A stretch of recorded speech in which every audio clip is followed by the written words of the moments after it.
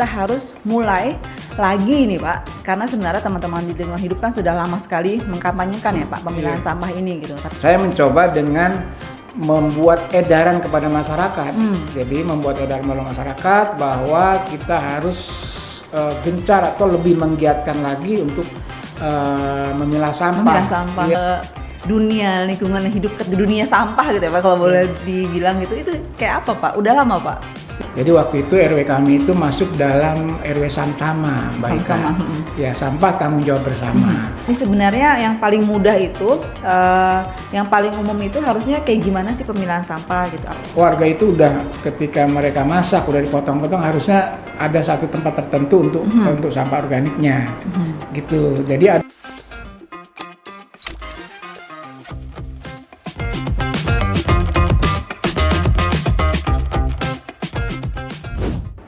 Assalamualaikum warahmatullahi wabarakatuh. Sobat Jaktim, kembali lagi di Sapa Timur seputar perkembangan Jakarta Timur dengan saya Ika Mailani Utari. Kali ini kita sudah mencapai episode ke-14 podcast Sapa Timur. Hari ini kita mau membicarakan hal yang ringan tetapi penuh makna, karena hari ini kita membicarakan tentang sesuatu yang penting untuk lingkungan kita, dan ini akan berdampak sangat penting bagi kehidupan di Jakarta Timur dan masyarakat Jakarta untuk kedepannya gitu ya. Nah, hari ini saya sudah ditemani oleh Bapak Edi Suwito. Selamat datang Bapak. Selamat datang. Pak Edi Suwito ini adalah Ketua RW 01 Pondok Bambu dan juga penggerak Bank Sampah Berkah Sri Kandi. Dan satu lagi nih Pak, Ketua Komunitas Pensil Patah. Pensil Patah itu adalah penggerak sosial inisiasi lingkungan Patah. Nah, patahnya apa nanti kita tanya ya Bapaknya ya, ini karena menarik nih. Nah, Sobat Jaktim, hari ini tuh kita mau berbicara tentang lingkungan hidup gitu. Lebih mengerucutnya lagi, kita mau membicarakan tentang pengelolaan sampah, dan sebenarnya mau tanya banyak nih Pak kepada Bapak tentang pemilahan sampah gitu ya. Jadi saya udah dengar banyak banget tentang RW 01 di Pondok Bambu ini, dan apa yang sudah dihasilkan gitu oleh masyarakat di sana, dan pas banget momentumnya gitu. Kemarin kita baru saja ada hal-hal yang tidak diinginkan ya Pak ya, di Bantar Gebang gitu ya, sehingga momentumnya itu kok pas gitu ya. Kita harus mulai lagi nih Pak, karena sebenarnya teman-teman di lingkungan hidup kan sudah lama sekali mengkampanyekan ya Pak pemilahan sampah ini gitu. Tapi kita mau mendorong lagi nih Pak untuk Jakarta Timur, untuk Sobat Jaktim, harus mulai lagi kita mengelola sampah dan memilah sampah. Dan kenapa Bapak dipanggil di sini gitu? Karena kita pengen menunjukkan nih ke Sobat Jaktim hal-hal yang sudah dilakukan oleh masyarakat dan berhasil, sehingga mensejahterakan, mungkin membuat lingkungan lebih nyaman gitu Pak ya dengan pengelolaan sampah ini.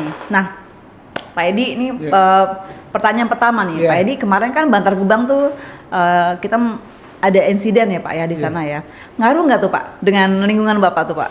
Ya baik, terima kasih nih Mbak Ika, saya diundang di Sapa Timur. Saya sangat senang sekali, jadi kesempatan ini kami bisa menyampaikan apa yang terjadi juga di masyarakat kan gitu. Jadi kalau ditanya pengaruh tidak, ya tentunya pasti sangat pengaruh ya. Tapi momen ini harusnya buat kita semua, apakah itu penggerak di masyarakat, kemudian pemerintah gitu, ataupun pengusaha, ini jadi momentum untuk kita secara bersama-sama sebetulnya menyelesaikan permasalahan di DKI ini, khususnya masalah sampah. Jadi ini sangat tepat nih kalau kita jadikan momentumnya gitu. Kemarin rumah saya tuh beberapa hari nggak ada petugas sampah gitu. Di tempat Bapak tetap berjalan tuh Pak pengambilan sampah? Ya, jadi kan dengan kejadian di Bantar Gebang ini pemerintah mempunyai kebijakan, ya kan, pengaturan-pengaturan. Nah, saya mencoba dengan membuat edaran kepada masyarakat.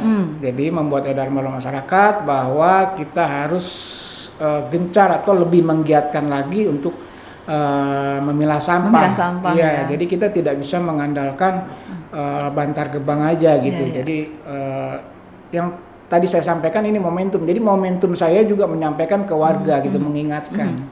Bahkan dalam kejadian itu kami menulis nih, kebetulan kami Ketua Pensil Patah menulis judulnya mungkin agak apa ya, nyeleneh.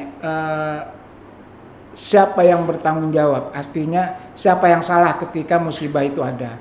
Nah, sebetulnya pertanyaan siapa yang salah ini bukan menjurus kepada pemerintah, tapi pertanyaan itu ditanyakan pada kita juga semua gitu.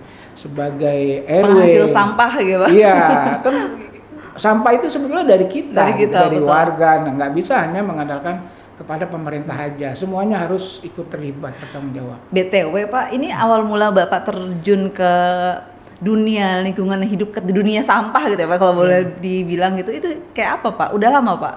Ya, jadi sebetulnya tadinya kami ikut kegiatan kami pengurus di alumni biologi UNAS.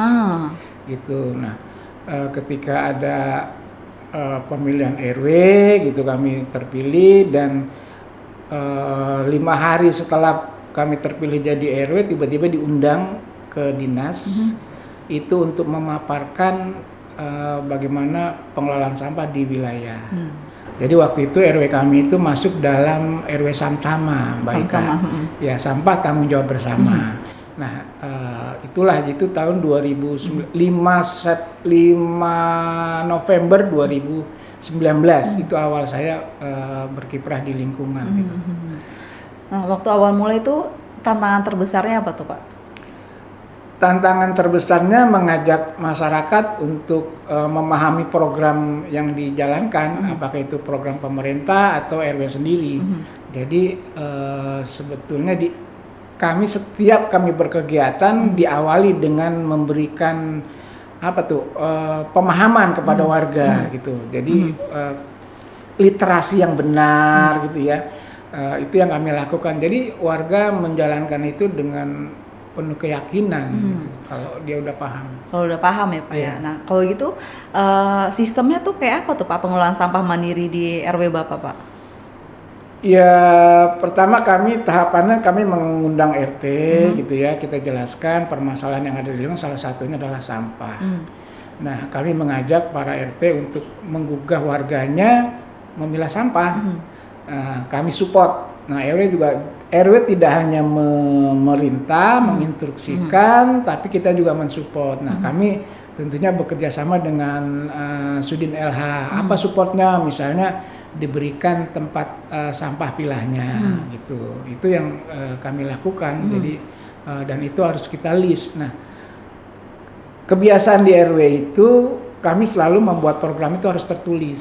Jadi kalau nanti kita menyimpang, kita tahu, oh kita menyimpang harus kembali lagi. Kadang-kala orang ketika ditanya, oh iya saya punya program, tapi program itu ada di pikiran aja. Nah kalau kita tulis, kita tahu on the track tidak nih programnya gitu. Misalnya kita harus mendata berapa rumah yang mau memilah sampah. Nanti akan terlihat. Kami selalu pinginnya itu memberikan keyakinan pada warga. Misalnya sekarang kami membuat kandang maggot ya, kita taruh di warga. Kami nggak semua warga kami taruh kandang maggot. Kami biasakan dulu. Oh kira-kira warga ngelihat bau atau tidak, merasa lebih nyaman atau tidak. Nah ketika itu sudah mulai tumbuh, barulah kami kembangkan penempatan kandang maggot di wilayah lain. Jadi yang pertama harus menumbuhkan keyakinan selain memberikan pemahaman. Jadi dilihat dulu manfaatnya apa gitu ya Pak ya. Kalau masyarakat sudah lihat manfaatnya, mereka biasanya bisa mereplikasi gitu Pak ya. Ini berarti keterlibatan bukan hanya Bapak, tetapi mungkin ada tim sendiri kali Pak. Mungkin ada wakil, bendahara atau apa segala macam, itu sangat besar ya. Ya kan ada di kita itu ada pengurus bank sampah, kemudian ada BPS RW gitu ya. Nah kita juga ada RT yang sudah mau terlibat, kita masuk dalam tim kerja Proklim. Gitu. Oh masuk ke Proklim jadinya? Ya udah masuk Proklim, jadi di situ kita menginformasikan. Nah, jadi kita nggak bisa kalau RW berjalan sendiri juga susah.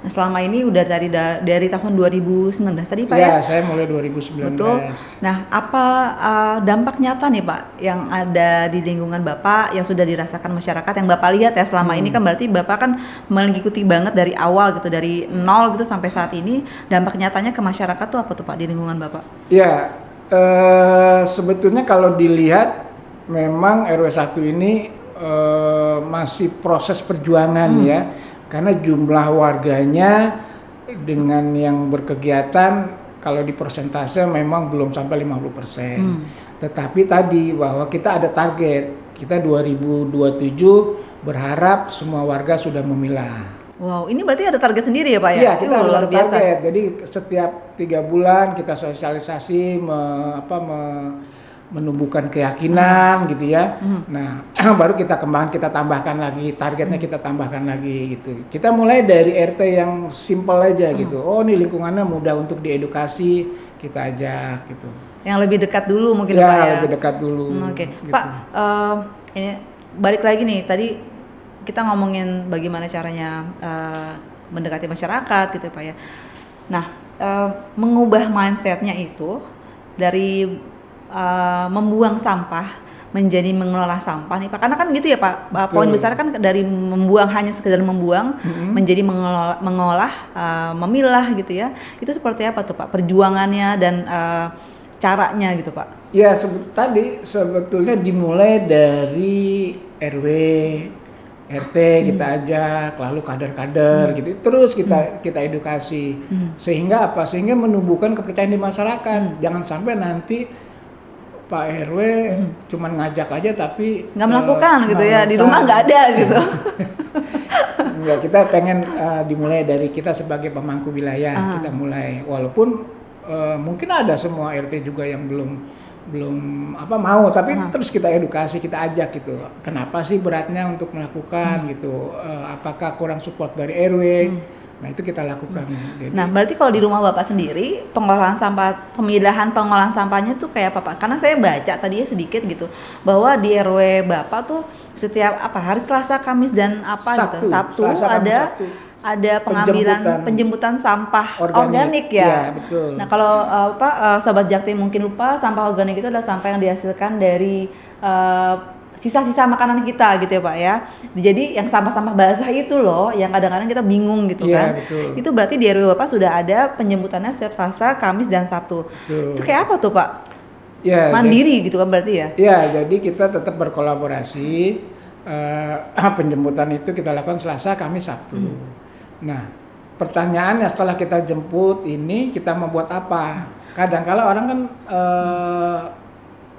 ragu atau takut gitu ya, nanti malah jadi sampah lagi di mana lagi gitu. Kan gitu. Kan selama ini cuman dari rumah dipindahkan ke bank sampah pindahkan lagi. Yang anorganik ya, berarti yang kertas dan segala macam ya? Iya, kan hanya menumpuk. Yeah. Berarti kan sebetulnya apa sih fungsi bank sampah itu harus kita pertanyakan. Nah, kalau tempat kami kan setelah kita ambil sampah SOD-nya tadi, sampah organik, kita kelola dengan pertama kita ada 3 skema. Ada 3 skema. Yeah. Pak sebentar, sebelum dijelaskan yang 3 skema itu, yang menjemput sampah itu siapa Pak? Ya, kita ada dari PJLP. Oh, PJLP itu maksudnya dari teman-teman kelurahan? Ya, dari LH. LH. Ya, Oke, berarti ada keterlibatan dari Sudin LH sendiri ya? Iya, karena Sudin LH kan kita punya bank sampah, kita disupport di situ. Disupport ya. Yeah. Tetap ada monitoringnya dari teman-teman di Sudin LH gitu. Oke. Lanjut Pak, yang 3 skema itu Pak. Ya, jadi 3 skema itu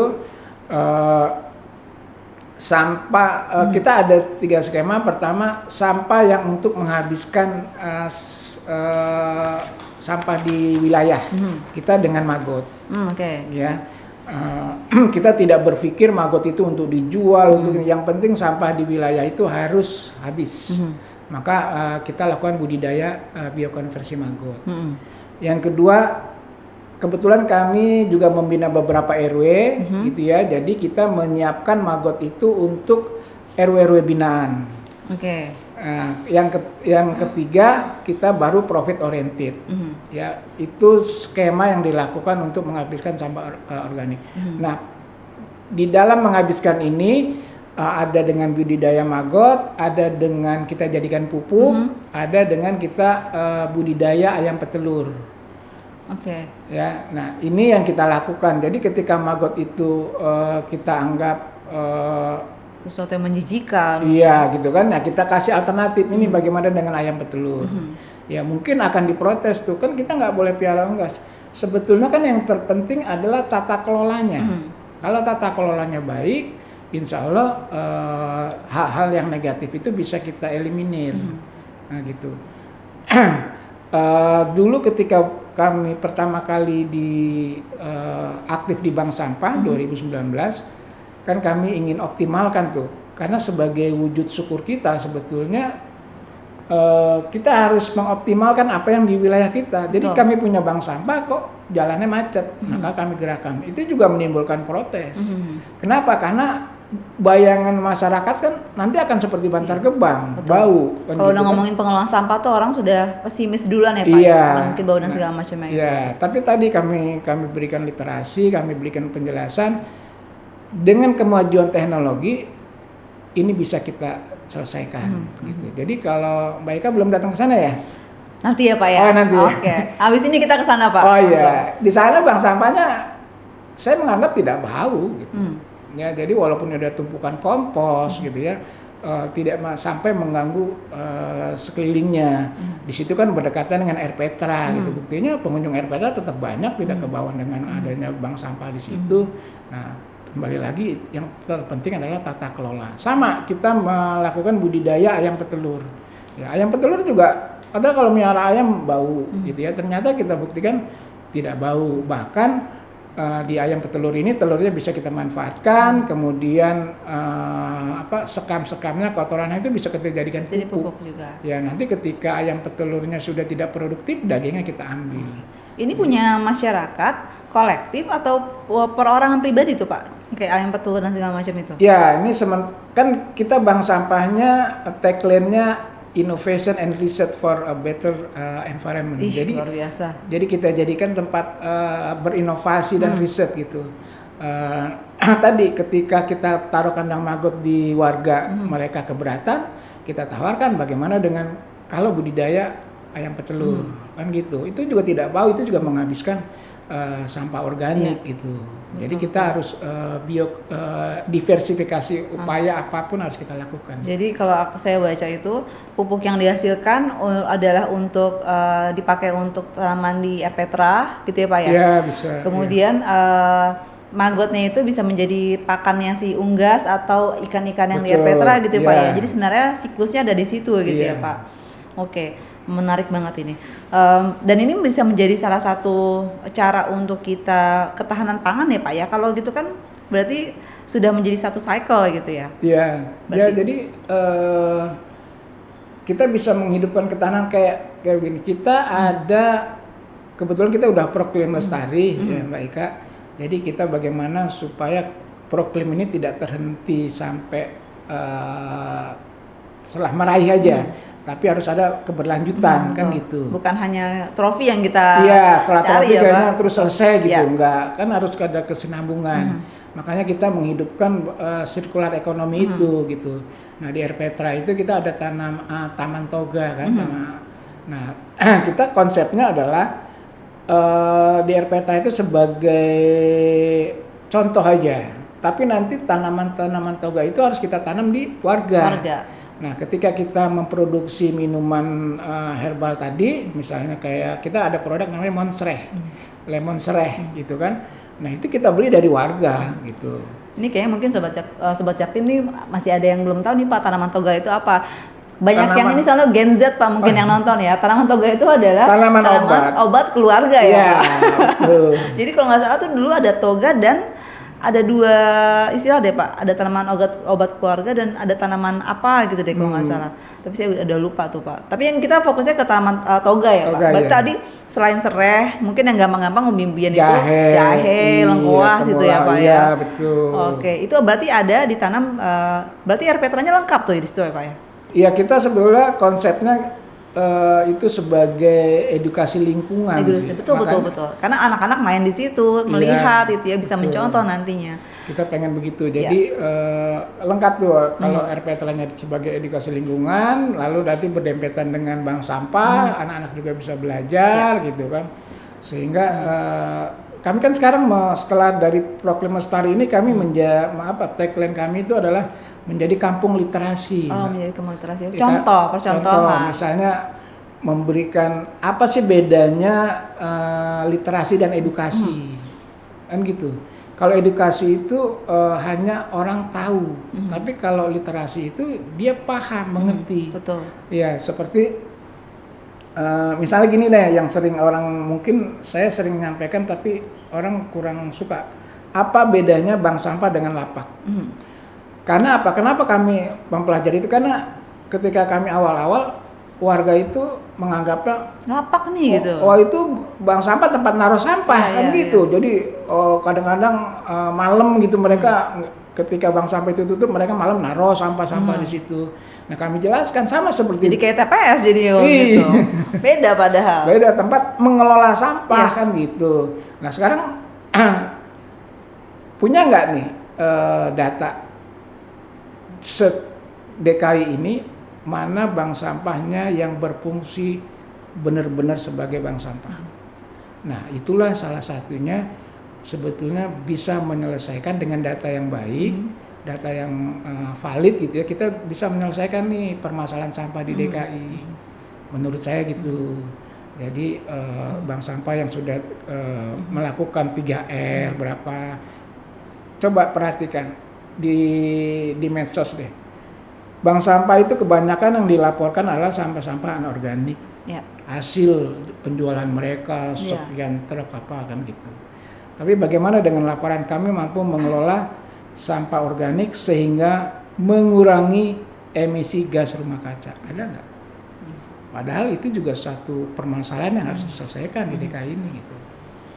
Kemudian yang anorganik itu ya Pak ya mungkin tidak kelihatan tapi justru banyak gitu ya dihasilkan dan pengelolaannya yang masyarakat justru masih memberikan saja gitu ya, tidak dipilah-pilah gitu. Nah, kalau kita ngomongin pilah-pilah nih Pak, saya mesti belajar banyak nih Pak karena saya baru saja mulai memilah gitu ya. Sama seperti permasalahan warga Jakarta lainnya, pertama mungkin niat ya Pak. Karena kalau kita memilah sampah berarti setidak-tidaknya ada minimal 2 tempat sampah ya Pak di rumah ya untuk yang organik dan anorganik minimal ya. Itu juga kalau karena misal kan nanti ada B3. B3. Ya, seperti tempat-tempat apa?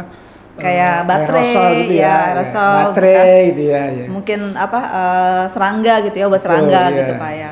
Nah, ajarin dong Pak, nih sebenarnya yang paling mudah itu, yang paling umum itu harusnya kayak gimana sih pemilahan sampah gitu? Apakah cukup dengan 2 tempat sampah itu gitu? Kemudian yang paling penting sebenarnya, kalau menurut saya, yang paling bikin bingung Pak, itu sebenarnya sampah bekas makanan kita, bekas kita masak gitu ya, sampah-sampah anorganik itu tuh baiknya diapain gitu? Dibuang di mana gitu Pak? Yeah. Jadi kita mulai yang sederhana aja supaya warga itu mau melakukan gitu. Oke, nggak apa-apa dari 2 gitu ya. Nanti kita kembangkan menjadi yang menjadi 3 gitu. Nah, pertama adalah sampah organik. Mereka harus sebetulnya kan warga itu udah ketika mereka masak udah dipotong-potong harusnya ada satu tempat tertentu untuk sampah organiknya.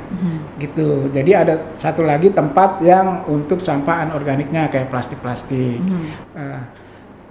Kalau di tempat kami itu kita siapkan ember, Mbak. Oh, Ember-ember ya kita berikan bagi warga yang mau milah sampah, kita berikan ember gitu. Jadi warga tidak harus mikirin lagi nanti tempatnya apa. Dan gitu. itulah nanti yang akan dijemput yang setiap Selasa Kamis dan Setiap Sabtu itu Selasa Pak. Kamis nanti dijemput gitu. Jadi kita siapkan embernya.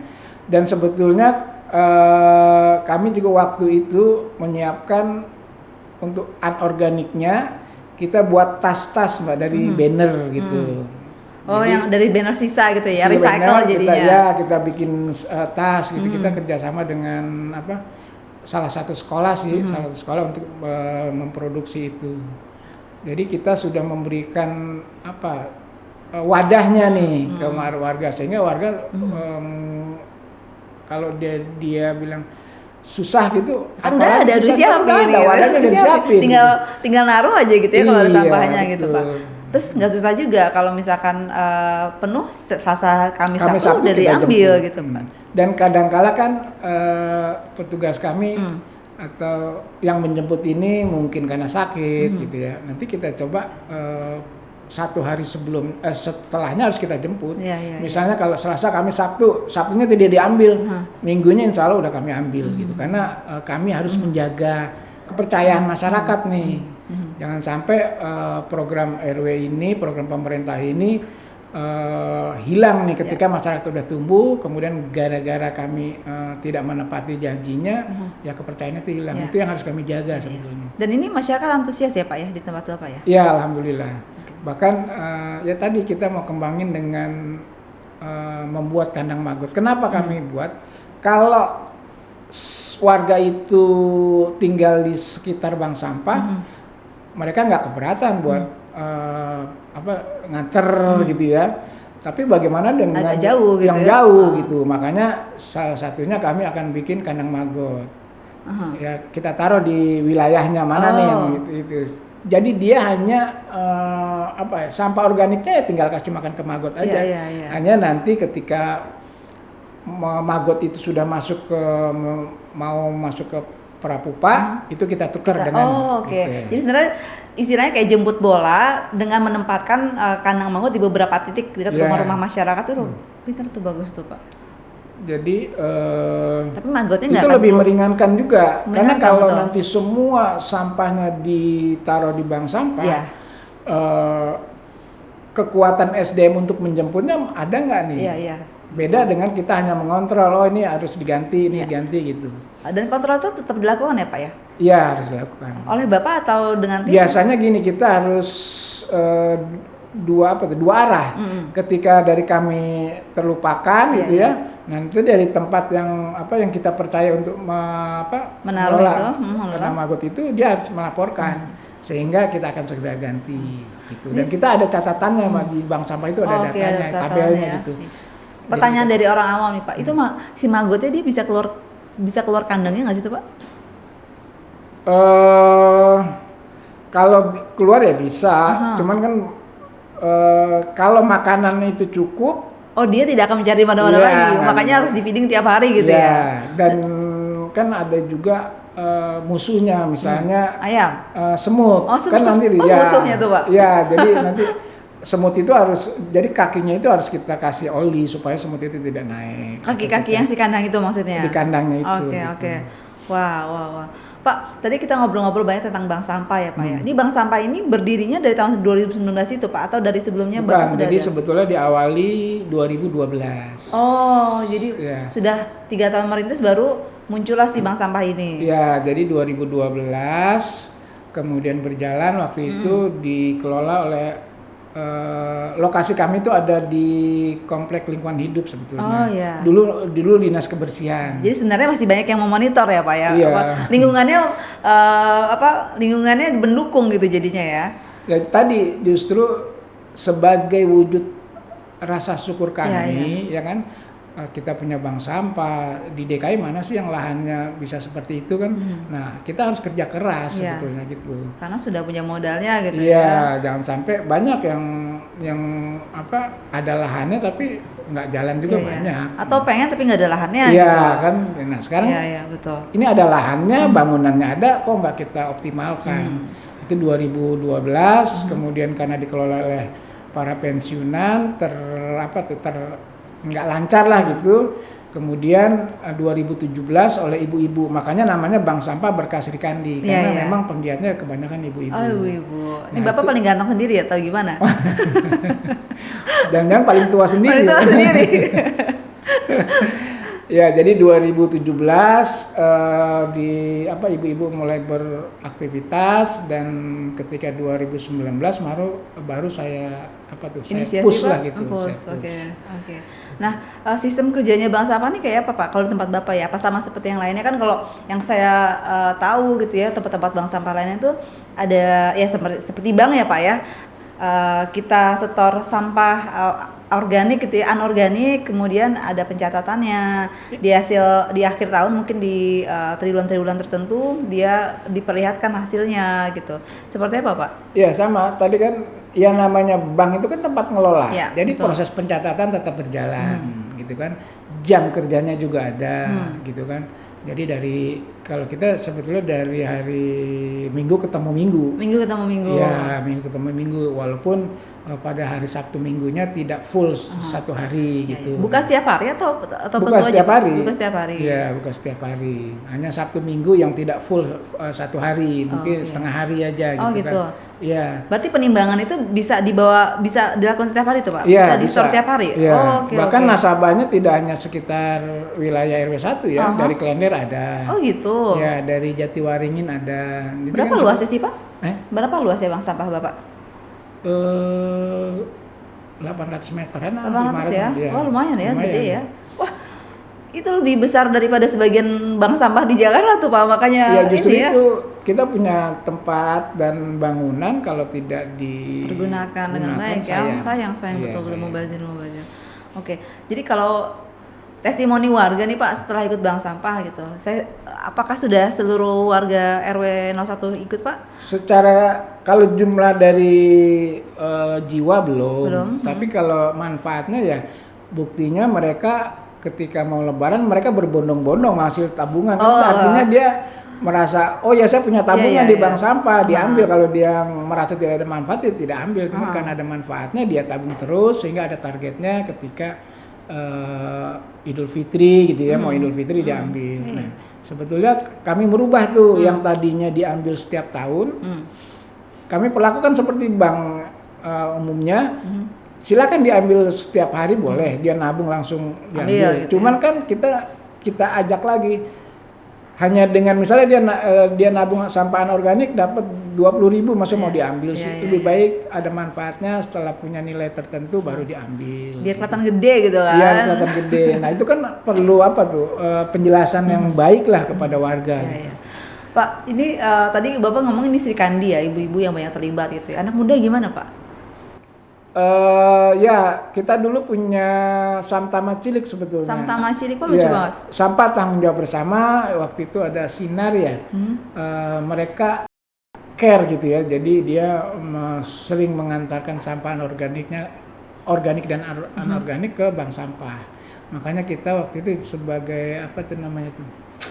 Kayak Abang None Jakarta. Nah, dia maskotnya lah. Ada maskotnya gitu. Oke. Sama nama Cilik. Jadi sayang dia udah sekarang udah jadi SMA gede ya, aja, jadi bukan kecil lagi. Tapi kami mencoba mengajak, kan sekitar kami itu ada sekolah ya. Iya betul. Sekolah, jadi kita sering sosialisasi ke sekolah itu dan kami mengajak yang khususnya yang warga RW 1 harusnya juga bisa sebagai sama Cilik gitu. Jadi bagi orang yang sudah lama berkecimpung di bidang lingkungan hidup Pak, menurut Bapak apa strategi yang paling efektif Pak untuk mengajak warga gitu ya? Mungkin kalau saya pertanyaannya strategi yang paling efektif untuk mengajak bukan hanya warga tapi generasi muda nih Pak, kan generasi Gen Z sekarang sudah banyak berkeluarga ya Pak ya, sudah ada rumah sendiri menghasilkan sampah sampah dari rumah sendiri. Strategi apa tuh Pak yang paling tepat? Ya tadi kan juga ya, sejauh mana anak muda itu berkiprah di bank sampah. Ya kami ingin mengajak sesuai dengan ininya aja kapasitasnya. Kalau sekarang dengan kemajuan medsos ya mereka kita minta untuk mengembangkan di medsosnya gitu. Kalau dia tidak mau berkotor-kotor atau merasa jijik gitu ya. Jadi kita ajak bagaimana nih medsos di bank sampah ini, di RW ini bisa berkembang gitu, kita ajak sih. Ya, jadi dia berkontribusi dengan cara yang lain. Dengan gitu, cara Pak, yang ya. lain Ya, gitu. oke. Dan itu harus kita ajak. Betul. Kalau menjaga konsistensi warga yang selama ini sudah berkecimpung di bank sampah, memilah sampah, menjaga konsistensinya itu seperti apa Pak? Kalau saya sih menjaga kepercayaan. Menjaga kepercayaan. Iya, kalau kita misalnya Pak RW udah ngajak milah sampah, cuman sampahnya nggak diambil-ambil, percuma. Tapi kalau kita jaga kepercayaan, waktunya ngambil ya ngambil. Betul. Iya gitu. Jadi dengan trust itu orang lain akan melihat, pengurus bank sampah RW-nya serius loh mengelola sampah ini kan gitu. Gitu ya Pak ya. Pertanyaan ini Pak, pertanyaan sisipan dikit ya. Tadi belum kebahas. Ada ini nggak Pak pengambilan minyak jelantah nggak sih kalau di Bapak? Iya ada. Nah minyak jelantah ini kita minta para kader Jumantik. Jumantik. Ya. Okay. karena dia kan yang tahu tuh kondisi dapur warganya gitu. Nanti diingatkan untuk Oh sekalian lihat ke dapur ya, Iya. begitu aja nanti. Oh ini ada ini nih ada jelantah nih, sekalian aja dikebangin gitu. Oh, betul. oke Ya, ngecek sekalian. jadi kita minta walaupun seringkali berapa nilainya kan gitu. Nah, kami lagi mencoba nih bagaimana supaya nilai beli kita lebih tinggi dari yang lain. Caranya ya kita harus merubah minyak jelantah itu yang tadinya mungkin kita beli dari warga supaya dia puas misalnya 6.000 lah gitu ya gitu. Kita harus meng-create supaya nilai jual minyak jelantah kalau hanya dijual seperti itu aja paling hanya 7.000 8.000. Nah, kita buat misalnya jadi sabun, lilin, jadi sabun gitu ya. Oh, jadi itu kan nilainya lebih. Ya. Nah, itu sih yang mau kita lakukan. Ada pengolahan lebih lanjut jadi ya Pak ya? Ya. Jadi harus kita olah gitu, bukan hanya plak dijual sebegitu aja, nilai jualnya nggak memadai lah. Iya betul. Yeah. Saya banyak nih Pak minyak jelantah di rumah, saya bingung naruhnya di mana. Boleh, nanti kami ambil. Pak RW, Ya. Pak RW selama ini gitu ya, apa perubahan yang paling menurut Bapak membanggakan gitu ya sebagai pencetus, mungkin penggiat itu kalau dilihat dari warga gitu, yang paling membanggakan tuh apa Pak? Yang saya bangga gembira kalau warganya antusias sebetulnya. Itu buat saya sebuah kegembiraan gitu. Hilang capeknya gitu. Hilang capeknya. Yang kemarin marah-marah susah banget, tapi begitu warganya mengikuti gitu dan dia juga merasa senang. Itu saya merasa gembira sekali. Plusnya adalah lingkungan lebih bersih jadinya Pak ya. Iya, betul. Oke. Terus kalau terakhir nih Pak, pesan-pesan Bapak mungkin kalau saya mungkin ke warga, ke masyarakat Jakarta Timur yang baru mau mulai, atau kayak buat saya gitu Pak yang baru mau mulai untuk memilah sampah gitu, ada pesan-pesan tertentu Pak? Mungkin bisa ke sini Pak. Ya, pesan saya ya lakukan aja sebisa kita dan terus belajar gitu. Belajarnya bisa kita harus memahami. Ya, kita harus paham dulu kenapa saya melakukan A, B, itu kan kita harus paham. Sehingga apa? Sehingga kalau kita paham itu kita melakukannya dengan sepenuh hati. Tapi kalau nggak paham, kita menjadi ragu-ragu ya tidak sepenuh hati gitu ya. Sedikit tadi disinggung juga bahwa kebetulan kami dipercaya sebagai komunitas pensil patah. Oh, pensil patah. Boleh Pak ceritain Pak? Ya, jadi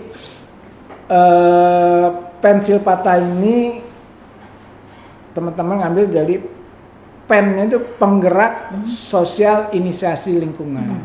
Jadi kumpulan orang-orang yang peduli dengan lingkungan. Dan karena kata sosial ya tidak boleh mengeluh gitu. Harus ke sana ke sini harus mengeluarkan uang, nggak boleh mengeluh kan udah komit tuh. Saya sebagai penggerak sosial masalah lingkungan. Nah, pengertian patah di sini ini adalah kita ingin memberikan filosofi kepada masyarakat. Sebetulnya masalah sampah di DKI itu bisa selesai atau tidak? Sekarang saya tanya Mbak, bisa selesai nggak? Bisa. Melihat dengan kondisi gini. Bisa, harus bisa Pak. Harus bisa harus ya? Bisa. Positif dulu. Oh, positif dulu. Positif dulu kita. Alhamdulillah. Karena pada kebanyakan orang menyatakan susah malah. Susah kan gitu. Tapi bisa Pak. Nah, dasarnya apa? Dasarnya adalah karena kita semua mau hidup sehat dan lingkungan yang sehat Pak. Keinginan itu kalau menurut saya Pak. Baik, nah itulah kenapa kami menyambungkan antara penggerak sosial inisiasi lingkungan dengan kata patah, gitu. Kalau misalnya kita ilustrasikan sebuah pensil kita patahkan dengan 2 jari tangan, pasti semua akan merasa yakin. Mudah gitu. Mudah, karena apa? Super power nih 2 tangan ini tenaganya. Kan gitu. Sama ketika DKI dengan APBD yang besar gitu ya waktu itu ya, saya nggak tahu sekarang karena efisiensi ya. Dia merasa akan bisa. Walaupun belum sampai sekarang belum terlihat nih. Nah, ketika kita tanyakan lagi, kira-kira Mbak Ika bisa nggak mematahkan pensil itu dengan 1 jari? Bisa Pak, bisa Pak. Bisa. Kalau menurut saya bisa, karena pemerintah itu punya warga yang bisa dikolaborasikan gitu. Jadi satu tangannya bisa di backup sama hal-hal yang lain. Nah, kalau kita buktikan sekarang, ayo saya tantang, berani nggak matain dengan satu jari? Bisa dong. Ada pensil nggak sih? Ada. Gampang Pak, ini bisa Ya. jari kayak gini. Satu jari gini ya. Ah. Nah, alhamdulillah Mbak Ika punya keyakinan itu. Tapi kadangkala orang tidak yakin ketika dia mematahkan dengan dua tangan ini. Saya kayaknya terlalu optimis ya. Saya kayaknya terlalu optimis ya orangnya. Bagus harus optimis. Ketika dua tangan dia mampu, tapi ketika satu jari kemampuan itu hilang. Kenapa? Berubah, keyakinannya tidak tebal. Ketika keyakinan itu tebal, pasti terjadi. Kalau di mindset kita bahwa kita akan bisa, insya Allah bisa. Mindset semuanya ada kembali ke mindset ya Pak. Mindset. Nah, itulah kita pesankan pensil patah itu artinya kita ingin mematahkan keraguan-raguan, ketidakoptimisan. Itu. Jadi penggerak sosial ini ingin membangun mindset pada masyarakat bahwa masalah apapun akan kita bisa selesaikan diawali dengan cara berpikir yang benar, gitu ya. Lalu kita juga edukasinya benar, gitu. Insya Allah permasalahan sampah di DKI itu bisa selesai. Jadi gitu. kegiatannya adalah mengedukasi tuh Pak. Ya, kita beberapa kegiatan, misalnya kita mengedukasi, kemudian kita mengadakan pelatihan, gitu. Kita ada teman-teman yang kebetulan udah malang melintang nih di pelatihan. Karena gini, kenapa kita perlukan itu? Karena kita harus mencetak lokal hero, Mbak. Yang namanya pejuang itu pasti sedikit, betul ya? Dan itu kita tidak boleh mengeluh. Ketika penggerak sosial menyatakan saya sebagai penggerak sosial ini lingkungan, pasti jumlahnya sedikit. Dan itu kita tidak boleh, aduh cuma segini-gini, enggak bisa. Itulah perjuangannya. Itulah sebuah perjuangan dan kita harus cetak itu gitu. Nah, itu salah satunya pensil patah.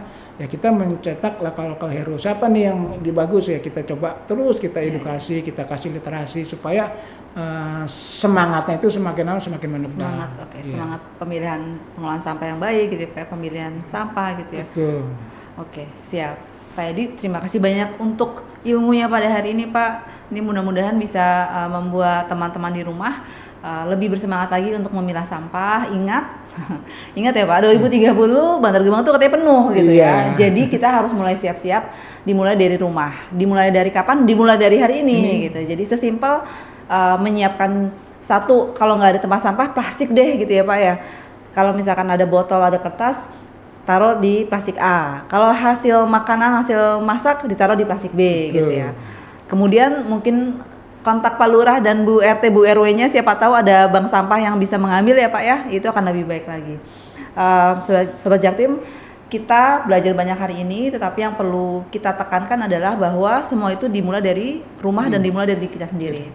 Untuk membuat Jakarta lebih nyaman, lebih bersih, dan lebih sehat kita ke depannya ya Pak ya. Betul. Untuk cucu dan anak-anak kita nantinya. Bapak terima kasih banyak untuk hari ini. Mudah-mudahan semangat Bapak bisa ditularkan dan masih panjang perjuangan Bapak. Semoga bareng-bareng bisa nih Pak kita berbuat sesuatu untuk Jakarta Timur. Amin. Sobat Jaktim, demikian untuk episode kali ini di Sapa Timur. Kita kembali lagi dengan podcast Sapa Timur dengan tema-tema berikutnya yang lebih menarik dan lebih bermanfaat.